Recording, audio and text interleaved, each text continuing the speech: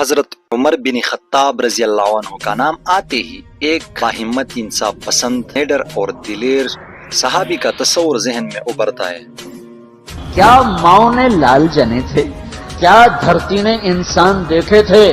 آج تک دنیا ایسا بادشاہ نہ دکھا سکی جو 22 لاکھ مربع میل پہ حکومت کر کے مسجد میں جھاڑو دے رہا ہو۔ وہ خلیفہ جس نے اپنے دور خلافت میں ایک ایسا نظام قائم کیا جو رہتے دنیا تک عدل و انصاف کی مثال بن گیا۔ حضرت عمر بن خطاب رضی اللہ عنہ قریش کے مشہور قبیلے عادی سے تعلق رکھتے تھے۔ آپ کا نسب 9 پش میں حضور اکرم صلی اللہ علیہ وسلم سے جا ملتا ہے۔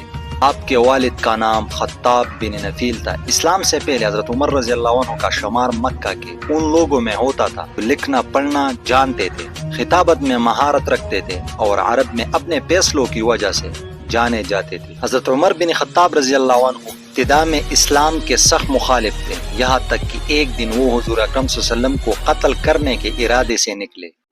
راستے میں ان کو کسی نے بتایا کہ ان کی بہن فاطمہ اور بہنوئی سعید بن زید نے اسلام قبول کر لیا ہے۔ یہ سنتے ہی غصے سے آگ بگولا ہو گئے اور بہن کے گھر جا پہنچے۔ گھر کے اندر قرآن کی تلاوت ہو رہی تھی۔ حضرت عمر رضی اللہ عنہ نے پہلے مارا پیٹا، لیکن بعد میں قرآن کے الفاظ کو سن کر دل میں ایک عجیب سی تبدیلی محسوس کی۔ سورۃ طٰہٰ کی چند آیات سن کر ان کا دل پگھل گیا۔ انہوں نے فوراً رسول اللہ صلی اللہ علیہ وسلم کے پاس جا کر اسلام قبول کر لیا۔ یہ واقعہ مکہ کے دار ارقم میں پیش آیا۔ قبول اسلام کے بعد مسلمانوں کو ایک نئی طاقت ملی۔ اس سے پہلے مسلمان چپ کر عبادت کیا کرتے تھے، مگر حضرت عمر رضی اللہ عنہ کے اسلام لانے کے بعد مسلمانوں نے بیت اللہ میں جا کر باجماعت نماز ادا کی۔ رسول اللہ صلی اللہ علیہ وسلم نے حضرت عمر رضی اللہ عنہ کو فاروق کا لقب دیا۔ اس کا مطلب ہے حق و باطل میں فرق کرنے والا۔ ان کا فیصلہ ہمیشہ انصاف پر مبنی ہوتا تھا۔ وہ کسی کے دباؤ میں آئے بغیر صحیح کو صحیح اور غلط کو غلط کہتے تھے۔ جب مکہ کے اکثر مسلمان چپ کر ہجرت کر رہے تھے، حضرت عمر رضی اللہ عنہ نے کلم کلا اعلان کیا کہ جو شخص اپنی ماں کو روتا دیکھنا چاہتا ہے یا اپنی بیوی کو بیوہ اور بچوں کو یتیم کرنا چاہتا ہے وہ مکہ کے باہر آ جائے، مگر کسی میں اتنی ہمت نہ ہوئی کہ ان کا سامنا کرتا۔ حضرت عمر رضی اللہ عنہ کو خلافت حضرت ابوبکر صدیق رضی اللہ عنہ کے وصال کے بعد ملی۔ حضرت ابوبکر صدیق رضی اللہ عنہ نے اپنی زندگی میں ہی حضرت عمر رضی اللہ عنہ کو خلیفہ نامزد کر دیا تھا۔ جب حضرت عمر رضی اللہ عنہ خلافت سنبھالی تو یہ 13 ہجری کا سال تھا۔ اسلامی ریاست اس وقت مدینہ تک محدود نہ تھی۔ ایران اور روم جیسی بڑی سلطنتیں مسلمانوں کے راستے میں تھے۔ حضرت عمر رضی اللہ عنہ اپنے دور خلافت میں کئی فتوحات کیے اور ایک منظم ریاستی نظام قائم کیا۔ حضرت عمر رضی اللہ عنہ کے دور خلافت میں اسلامی سلطنت کا دائرہ حیرت انگیز حد تک وسیع ہوا۔ قادسیہ اور جلولہ جیسے مشہور جنگوں میں ایرانی فوج کو شکست ہوئی۔ رستم جیسے جنرل کو مسلمانوں نے شکست دی۔ مدائن، نہاون، ہمدان اور اصفہان تک ایران فتح ہوا۔ یرموک کی جنگ میں رومی فوج کو شکست ہوئی۔ شام، فلسطین اور مصر مسلمانوں کے قبضے میں آ گئے۔ حضرت خالد بن ولید رضی اللہ عنہ اور حضرت ابو عبیدہ بن جراح رضی اللہ عنہ جیسے جرنیلوں نے عظیم کامیابیاں حاصل کی۔ حضرت عمر رضی اللہ عنہ خود بیت المقدس گئے۔ وہاں کے عیسائی پادریوں نے صرف حضرت عمر رضی اللہ عنہ کے ہاتھوں شہر کے چابیاں دینے کی شرط رکھی۔